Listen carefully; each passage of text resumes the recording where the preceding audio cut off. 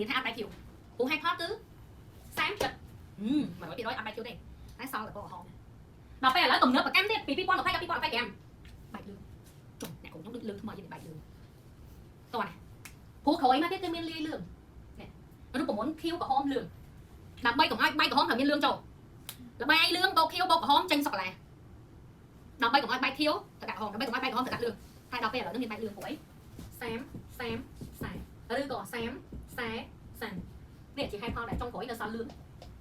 ព្រោះលឿងវាទៅកាត់ក្រហមហើយក្រហមទៅកាត់ Q វិញអញ្ចឹងនៅសល់លឿងអញ្ចឹងចាំពីច្រើននៅសល់លឿងឡើយតែចាំសល់លឿងពិបាកនៅក្នុងការធ្វើឡើងវិញអត់ទៅពិបាកព្រោះវាពណ៌លឿងវាងាយនឹងបញ្ចូលតែបើរយៈពេលយូរទៅ2030គេនឹងរកឃើញថាចៅធ្វើម៉េចកុំឲ្យបែកក្រហមបែក Q បែកលឿងយូរអាចទៅបែកបៃតង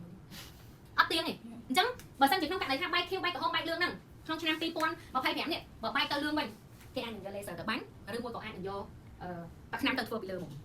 ប៉ុន្តែអញ្ចឹង2010ដល់2015ពេលដែលយើងទិញ laser ទៅគឺទៅដោះស្រាយបញ្ហាបុគ្គលប្រភេទនេះមានន័យថាទៅដោះស្រាយភ្ញៀវដែលគាត់ធ្វើអញ្ចឹងពី2010ដល់2015ខ្ញុំយកទៅបាញ់ពណ៌ Q ភ្ញៀវដែលធ្លាប់ធ្វើអញ្ចឹងពី2015ដល់2020ខ្ញុំនឹងយក laser ទៅដោះស្រាយបញ្ហាពណ៌ក្រហមអញ្ចឹងបញ្ហាពណ៌ក្រហម1064អីពណ៌ Q 1064ពណ៌532ក្បាលនេះអញ្ចឹងប្រភេទម៉ាស៊ីននេះគឺយើងនិយាយអំពីក្បាល1064និងក្បាល532ក្បាល532ដោះពណ៌ក្រហមបាញ់532ពុកចូលទៅក្នុងពណ៌អញ្ចឹងក្រហមចេញ Q ភ្លាមព្រោះវាដកពណ៌ក្រហមចេញហើយអញ្ចឹងនៅសល់ក្នុងអញ្ចឹងបើយើងសល់ Q នៅក្នុងនោះកម្រិតនៃ Q ហ្នឹងយើងអត់ដឹងប្រហែលភាគរយទេនៅក្នុងបាតនេះឧទាហរណ៍ថា